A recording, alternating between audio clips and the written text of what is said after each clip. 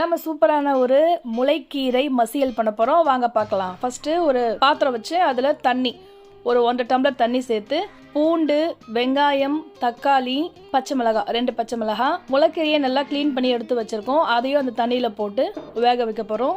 So முளைக்கீரை அதுவாகவே வெந்து தண்ணியோட சேர்ந்துடும். தண்ணி அளவா திட்டமாக வச்சுக்கோங்க. நான் காம்போ சேர்த்து தான் போட்டிருக்கேன்.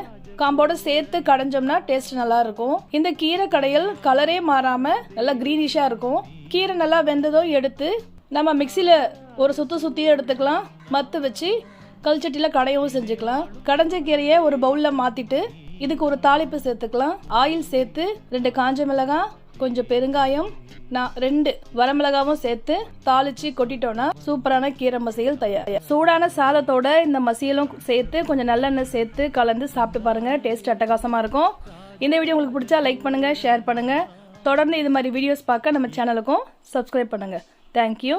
தேங்க்ஸ் ஃபார் வாட்சிங்.